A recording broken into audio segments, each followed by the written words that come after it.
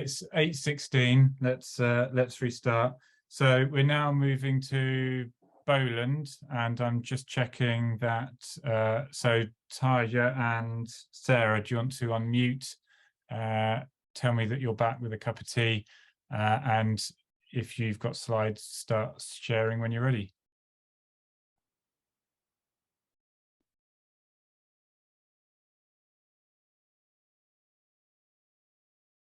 It may be that they're not quite back yet.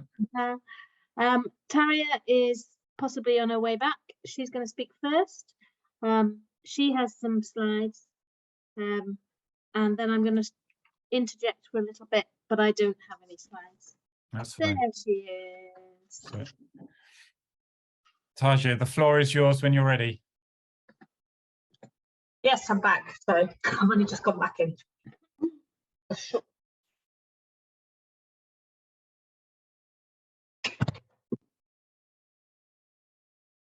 I'm just going to share the screen.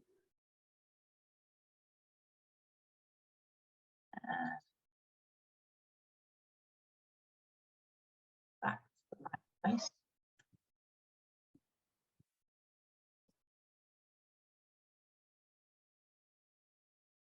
Okay, can you see that, the first slide? Yeah. Good. Yeah, so I'm going to talk about a project that's evolved, that's going to the programme Forest of Bowland A&B, but it's actually on the border of the Forest of Bowland A&B and the Yorkshire Dales National Park Authority. So both teams have been involved in the development of this project. It's an area, it's called Clapham. It's kind of low-lying areas with a mixture of improved and unimproved land, which includes quite a bit of silage land as well. So there's a group based at Clapham. I noticed Sarah's on this call. Clapham Sustainability Group, the RSPB, back in 2021, and then we're interested in working with them with a group of farmers in the Clapham area. So early in 2022, a group of local farmers there were approached. It's kind of grown from that. So the lead applicant for the application when it comes in, because it hasn't come in yet, will be the RSPB, but working in conjunction with the Clapham Sustainability Group and the farmers in the area. So as the project's been developing, the opportunity was taken to actually start the public engagement with the farmers and actually do survey work in 2022. The RSPB have actually got a long history of supporting training volunteers across Bowland A&B in terms of survey work.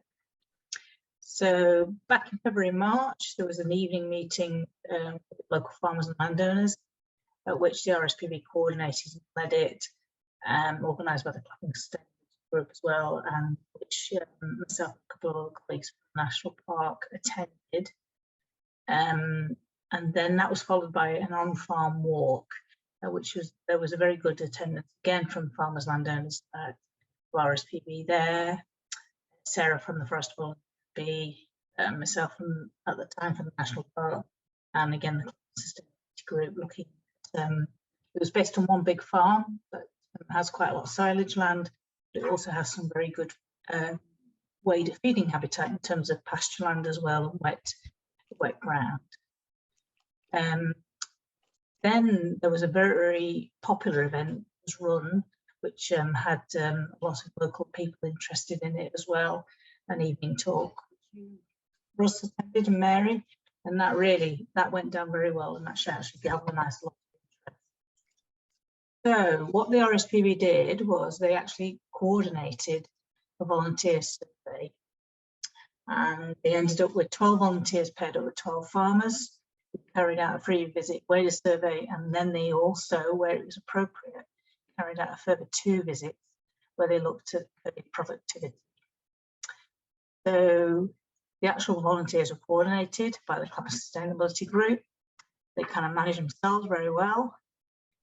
Because it was quite local, they didn't actually claim expenses.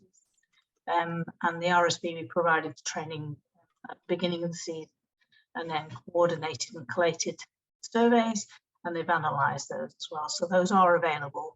I'm not actually going to share the data tonight, but if anybody is interested in that, I'm sure Catherine, who's on the call tonight, will be able to share that information.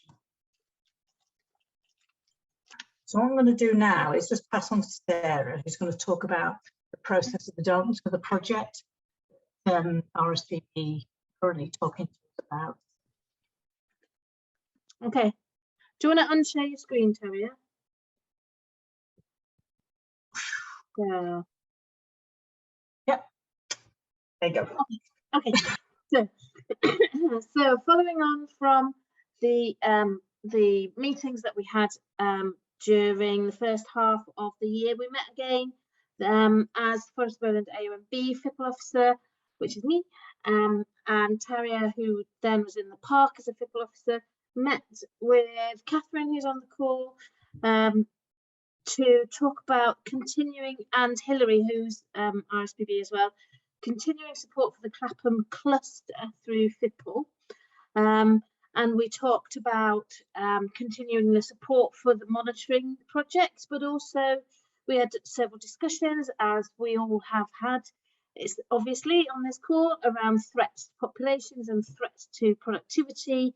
And we talked in detail about the potential to develop a payment rate, which farmers within the Clapham cluster would be able to apply for through FiPL. And this payment rate would be a nest protection payment on a minimum area of 0.5 hectare. Just as background, part of my background in a former life is actually producing payment rates for agri-environment schemes. So I've got quite a bit of history in that area of work. So we looked very much at what elements of costings and savings we would need to put into a payment rate, how much data we would need to collect, and how we would get that information independently verified. Excuse me, we got in touch with Columbus Consulting, who were doing the independent verification for the ELM payment rates.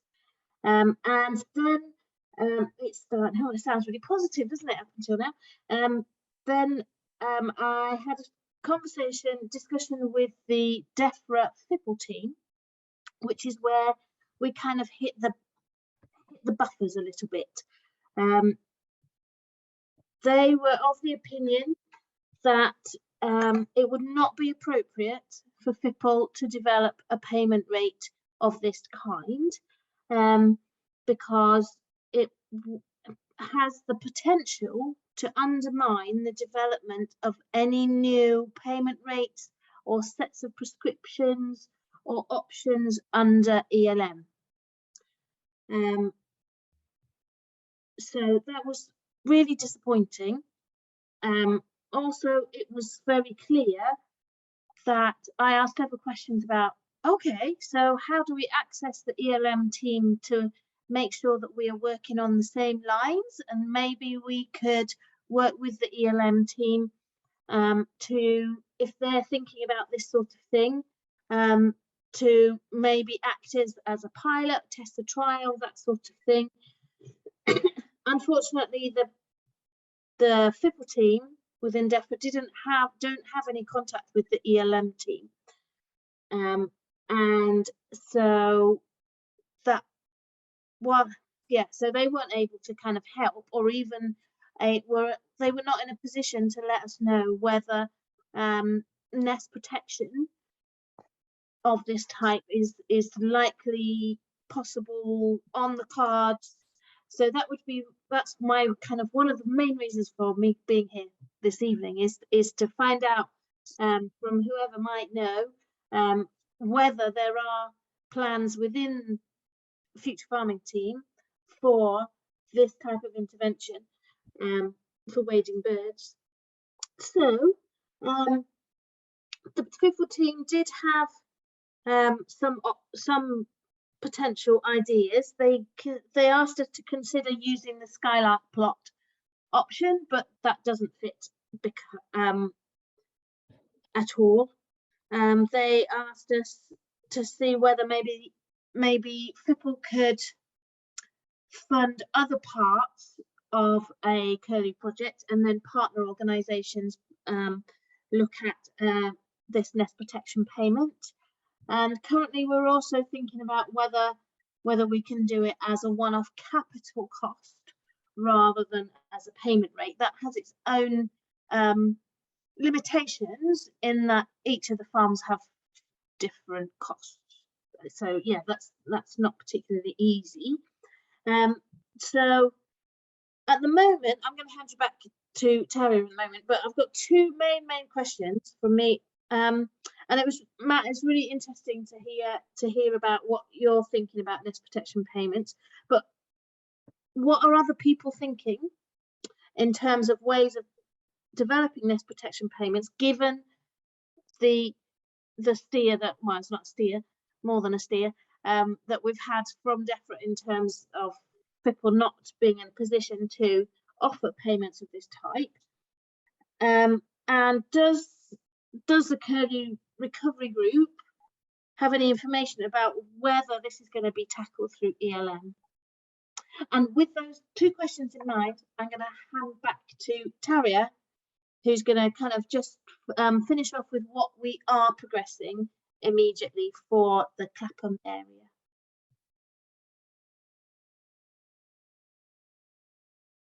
Okay, so because we're now got this delay now in terms of what we wanted in terms of including the nest protection payment, we've been talking to the RSP.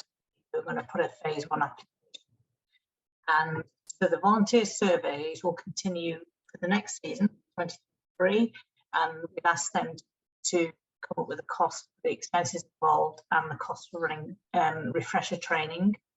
We're looking at tweaking the survey technique, but also refresher training is always beneficial with volunteers and obviously anybody who's involved with survey techniques. Their farmers who've engaged this year are very positive, and there's a few extras interested in getting involved. So some farmer events, again, about venue costs and refreshments and training, and they're keen. We're all keen to see whether we can share the lessons learned, and the farmers share that with their peers as well as the wider community. And then in terms of actual practical physical equipment, trail cameras, thermal imaging cameras, and then there'll be associated training obviously linked to that.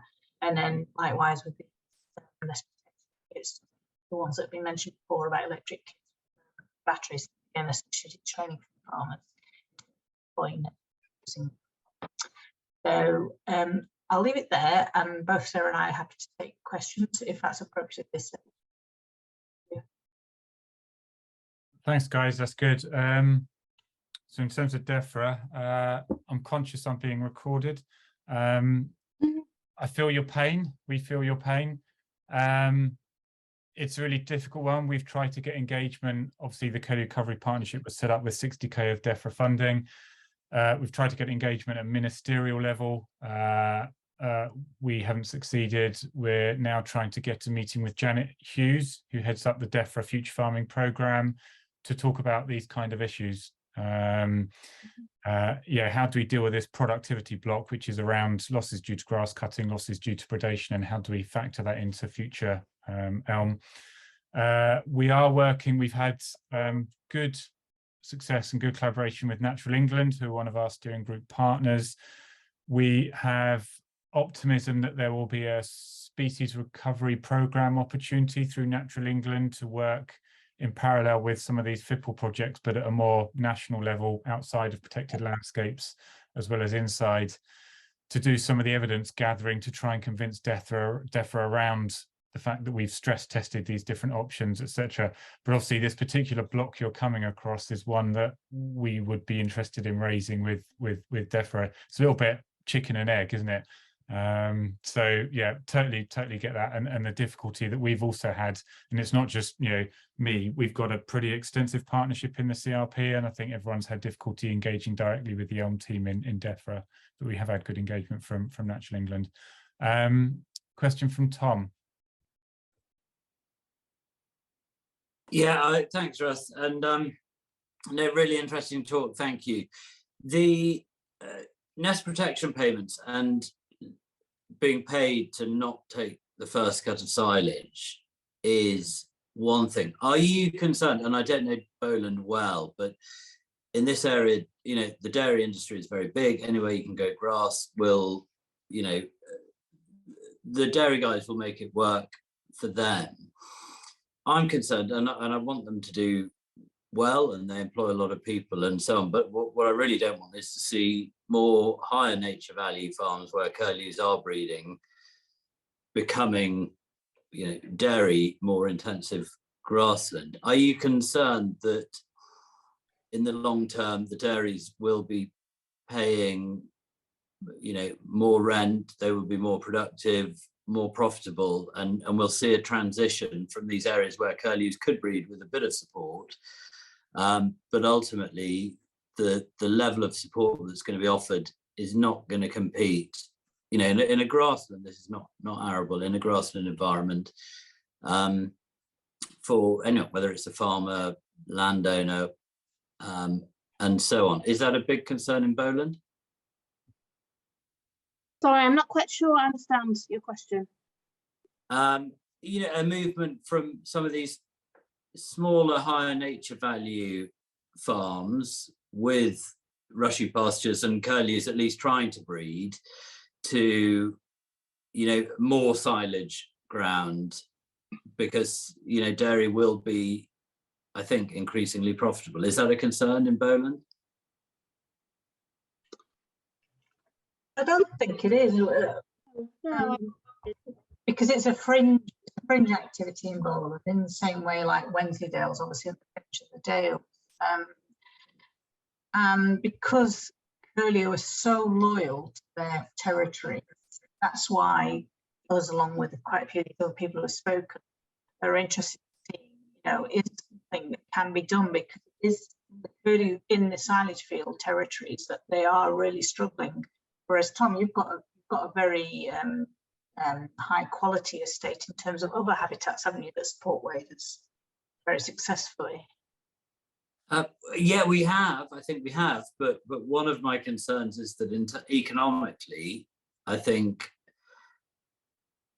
dairies could take on more and more of that ground where curlews are doing quite well. That's definitely a concern for me at the moment. And I don't want to sound sort of anti-dairy, but I don't want to see more of that at the expense of less of other stuff. And I wouldn't say it's a fringe land use. I'd say, you know, they exist throughout the estate, and you know, I hope they'll continue to, but not in a bigger way necessarily. I think Tom, you know, you're getting at something that's certainly a national concern. You know, we've all been watching the news in recent days, and a drive for growth, and that includes Defra now, you know, saying that it's a facilitator of economic growth, not a regulator. So you can sort of see the trajectory of travel. So I think there is a wider concern there around, you know, potentially intensification and things moving in the opposite direction to where we were hoping maybe even just a few months ago. Yeah, I think that's something. I don't think it's anything to do with any recent announcements at all. Yeah, definitely not. Just an economic thing. Yeah. If the smaller farmers are struggling and the numbers aren't adding up, and you've got a relatively strong dairy industry that, you know, benefits from grass and land that can grow grass, which is almost everywhere in Wensleydale, you know, I think they will naturally take on more of it, and you know, they want to grow, and you know, I've got to be a bit careful. I don't want to sound negative about dairies, and I think they play a very important role in our communities and in food production and things, but probably lesser in terms of environmental and curlews in cases. Yeah, Mike's put a response in the chat. Let's yeah, if any other thoughts on that, let's move that into the chat. I want to move on to we've got Gareth Brookfield next of Cheshire Wildlife Trust, who's going to talk about a nascent FiPL project in the Peak District National Park. Gareth, are you there and ready? Don't forget to unmute. Yeah, hi everyone. Thanks, Russell. Thanks everyone who's done a talk tonight. It's been really, really interesting seeing such a range of talks and all the fantastic work that's going on, particularly the number of volunteer-led schemes as well. It's brilliant to see so much effort going into curlew recovery. I'm going to try and share my screen. I'm one of those that normally uses Teams rather than Zoom, so this might all go horribly wrong, but hopefully that's sharing the screen there. Got the thumbs up there, so I'm going to zoom into it just in case it goes wrong. But yeah, just to let everyone know, so we're the South West Peak Curlew Partnership with a recent partnership that's recently formed. Formed through a number of different organisations. So I'm from Cheshire Wildlife Trust. I'm Nature Recovery Programme Manager. Work across Cheshire, which is where the red line is on the screen. But we've got a huge number of other partners. So we've got Staffordshire Wildlife Trust, Derbyshire Wildlife Trust, RSPB, Natural England, the National Park, and quite a few local people as well involved in the project. So the green area is the Peak District National Park. We are covering part of that, loosely defined as the Southwest Peaks, which is kind of the area that we cover. So not looking at the Peak District as a whole, but kind of the target area around here. There's been quite a lot of work in the past on curlew recovery, wader recovery, over the last 5 years, I think it was, with the Southwest Peak Landscape Partnership Scheme. That was a project that looked at a whole number of different things. So it went from kind of like barn restoration, visitor access, various things like that, and waders were a key part of one of the work streams. So there's been a lot of work over the last 5 years, that kind of the key part of that for waders was creating around about 50 farm wader plans across the area. So they were specifically created for each farm, bespoke wader plans that covered things like rush management, livestock stocking, like recommended stocking rates, recommendations for putting in new scrapes, ditch blocking and various other things. It's quite a hilly landscape. It's mainly sheep farming. So kind of plans were vaguely similar, but yeah, bespoke to each farm. But to be perfectly honest, most of those wader plans have largely sat on the shelf and haven't really been delivered. So through talking to farmers recently, while we're trying to form this FiPL application, we've spoken to about 10 farmers just in Cheshire, who all have a bespoke wader plan, and only one of those was vaguely aware or vaguely remembered having a plan created. So the current phase that we're working in, we've got a few different phases, or 2 different phases at the minute, potentially more, is actually delivering some of those farm wader plans. So we've identified 9 in Cheshire who are probably quite keen to have new capital delivery, so new scrapes, ditch blocking, that kind of thing.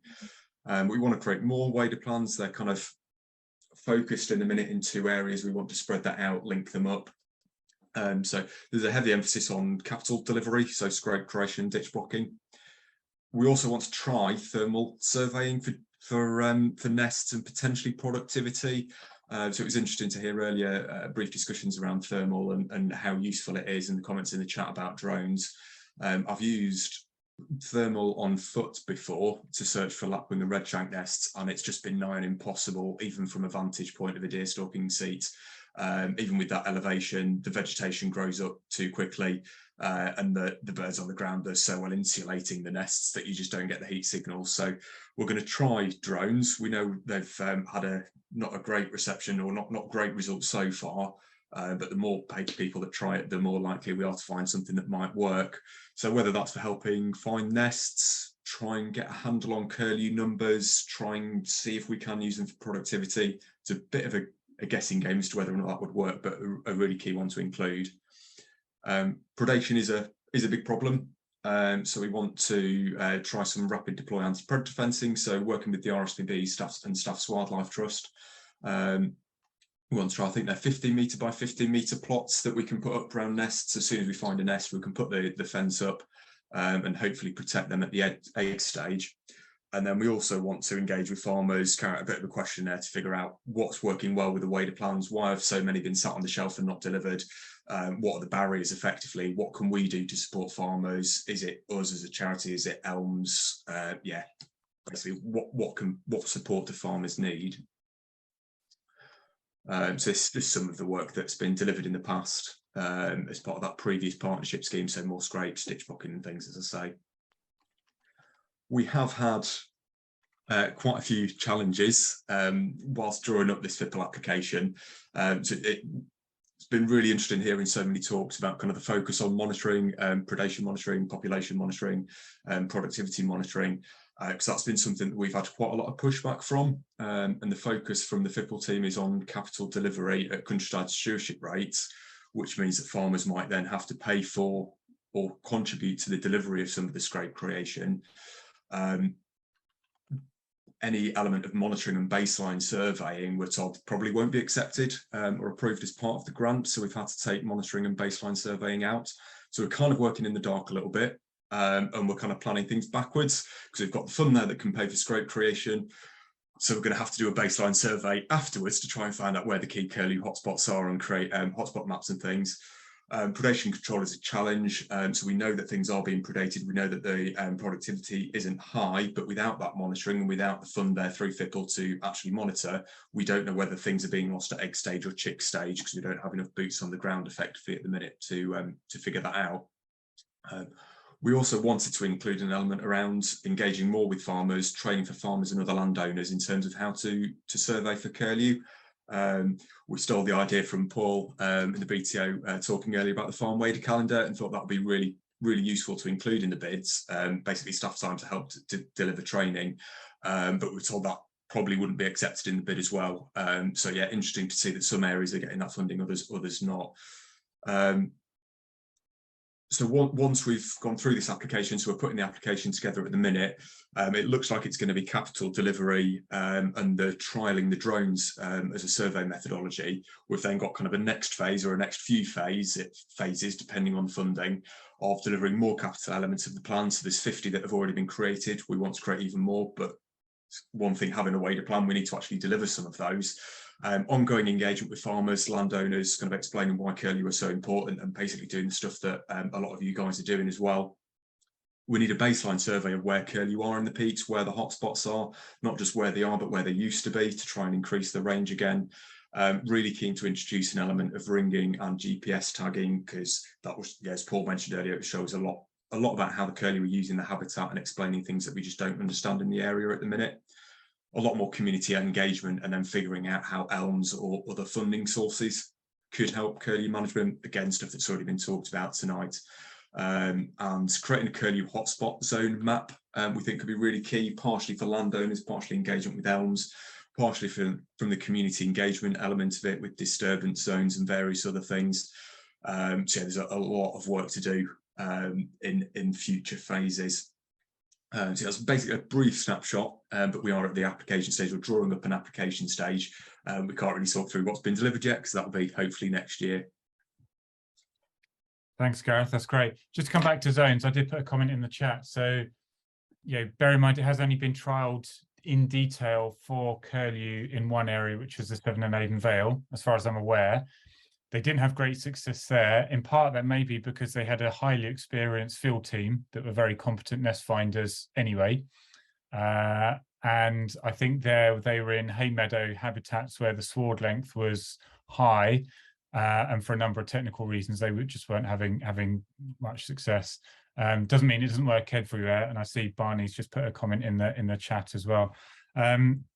So the second one was, one of the things I've picked up, and it's coming across a bit tonight, is each protected landscape and its FiPL panel has a slightly different approach.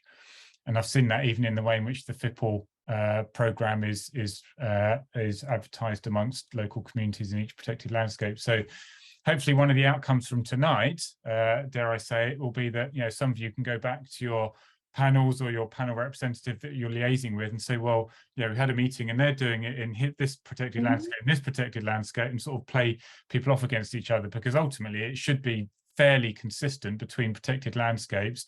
But I am conscious I'm in the New Forest and I know that the FiPL panel here and its composition and with a focus on commoning is probably got a different approach to another one up country. So I think hopefully that might be something useful that comes out from this, is that people are aware of what panels are accepting in different areas, and it clearly is heterogeneous, but it might give you a bit of ammunition to say, well, actually they've already done it there and it's been effective and it's worked, why can't we do it here? A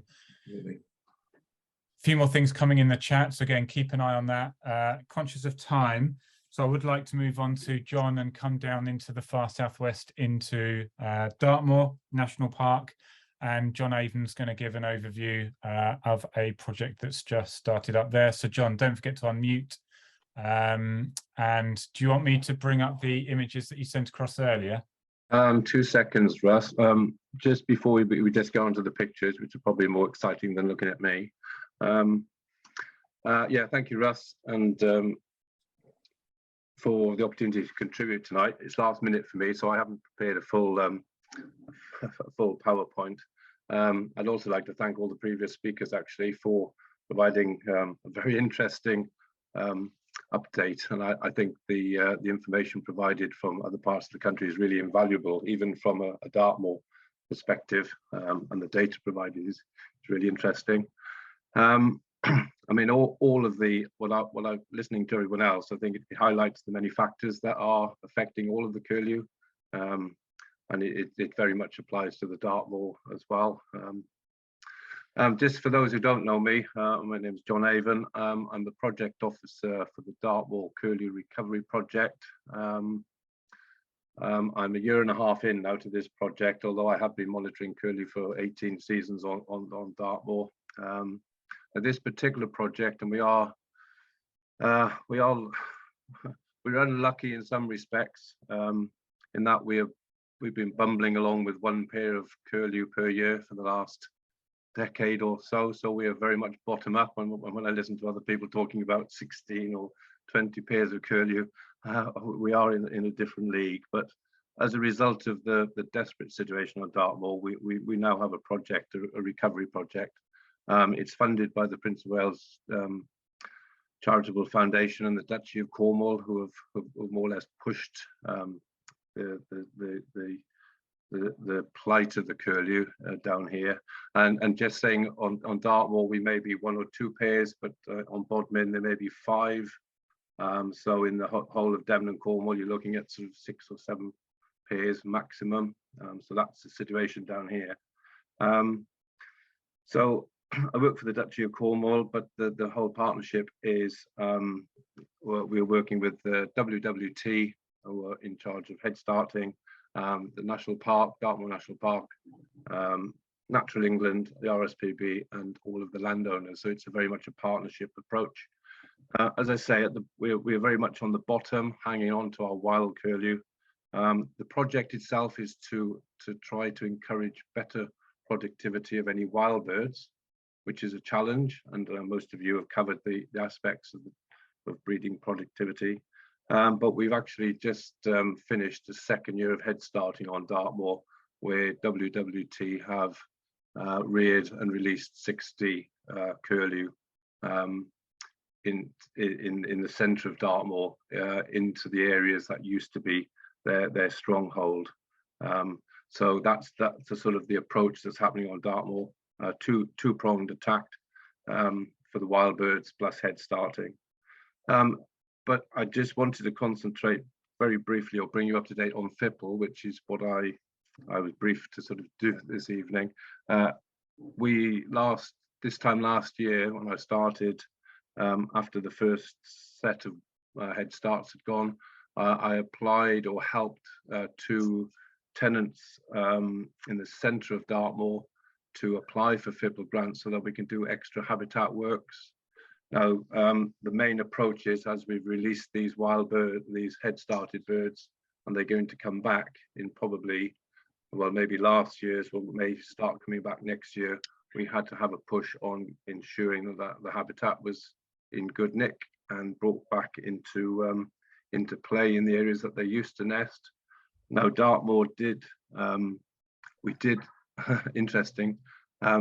We suffered from lack of stock, whereas I think some of the previous speakers have talked about maybe the grazing levels and what was right, but where the Curlews used to nest, the stock came off, the habitat changed, and most of the population was lost. So now we're trying to rebalance that. Russ, if you can put have you got the prison farm slides available first? So yeah, so the photographs I forwarded to Russ to put up this evening. I worked with National Park and two tenant farmers last winter before Christmas to get 2 grants in to improve the habitats on 2 target areas. One was a farmed landscape, which you can see. Now this area here, if you can imagine our approach, we are basically, I've got the FiPL grants for more or less a bullseye. So the field you're looking at there was the centre of a bullseye for waders. Now this site here traditionally attracts wintering lapwing, golden plover, and it's also the area where the head started, the curlews were released. So it's one of our key spots. So what we had to do last year, what we've done through a FiPL grant, is to get a capital grant to fence the area so that we could manage the grazing, because that's key to some of the wader activity. And we've got complete control now, because basically Dartmoor sheep, I mean, they are very agile creatures, and they wouldn't stay in this area naturally. So having fenced this area within the target area, we're now able to manage it a short turf in amongst a wider landscape, because the wider landscape is much thicker. So again, we're bringing in a sort of a mosaic of habitats within the wider area. Having done the fencing, a series of new scrapes were put in. We are actually going to manage, we were able to get some funding towards some rush control, and again, the combination really of various sort of getting the habitat right is key to getting these waders sort of back and ensuring the habitat is right. Interestingly, these fields where the head started curlew were released. These are some of the fields that they homed in on. So we're fairly confident within the fields that the invertebrate populations are fairly healthy anyway. But what we will have to do on top of the habitat work is monitor the situation, and also we also need to look at things like predator control within these areas as well. So it did deliver on that particular farm. It did deliver some, fairly good landscape scale habitat management.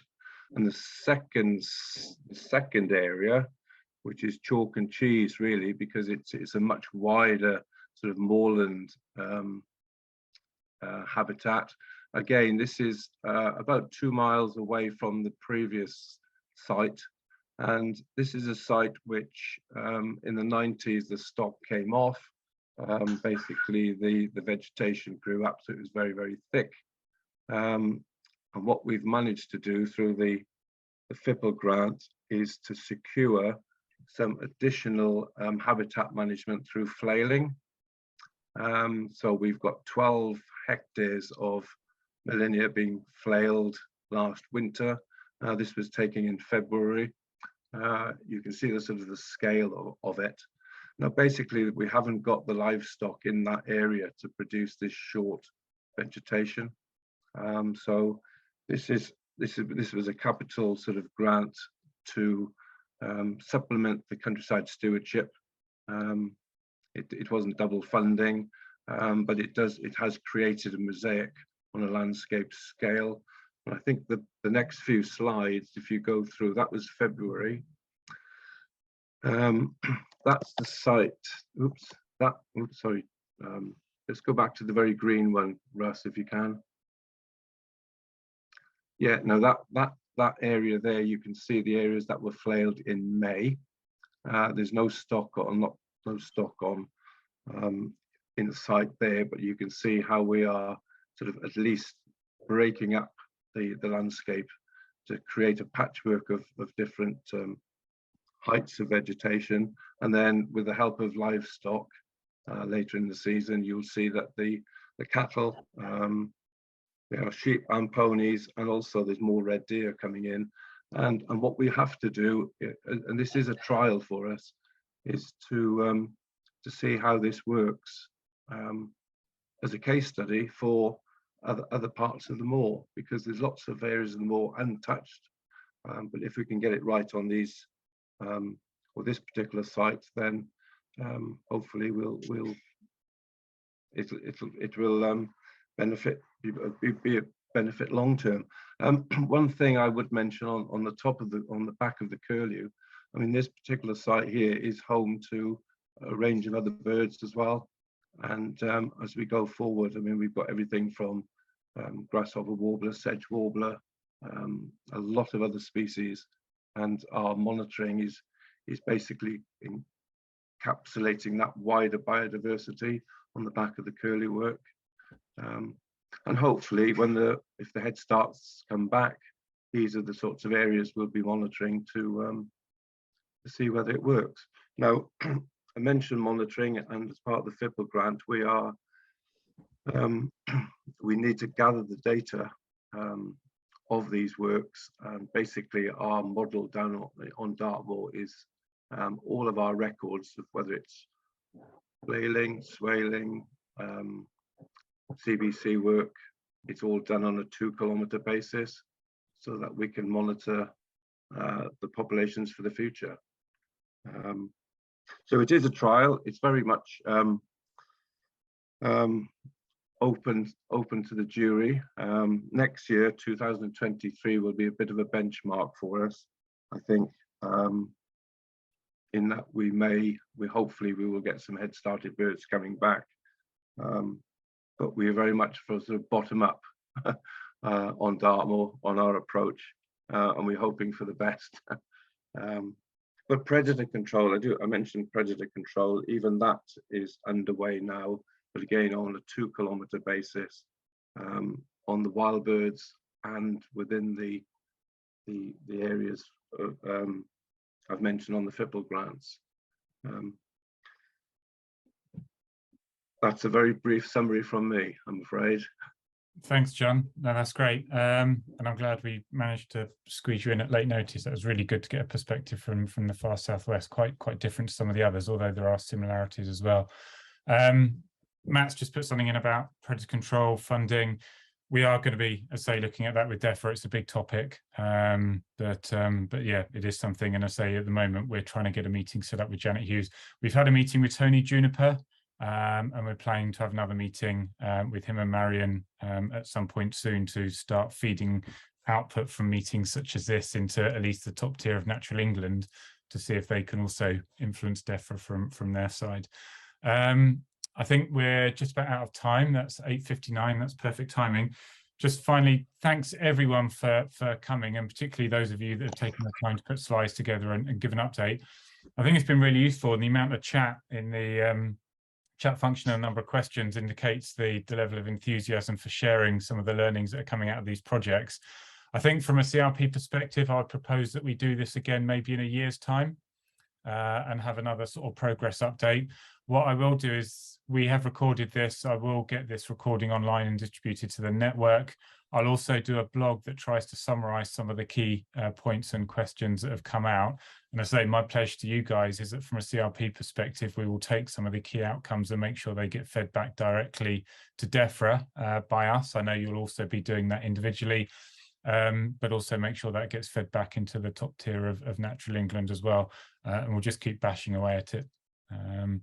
But yeah, it's been really nice just in the current climate to see some stuff happening and getting cracked on with through Defra funding. It's, as I say, the Elm's been quite frustrating, but really good to see stuff actually getting away on the ground and things moving. So good luck to those of you that have got projects in the pipeline or awaiting approval. I hope they all get through. And let's reconvene in a year or so. And in the meantime, if you've got any comments or questions, those of you that have spoken will get a chance to see the draft of what we're going to put out from the CRP. But yeah, otherwise, thanks very much, everyone. And we'll hopefully speak to you in a year, and good luck in the meantime with your projects.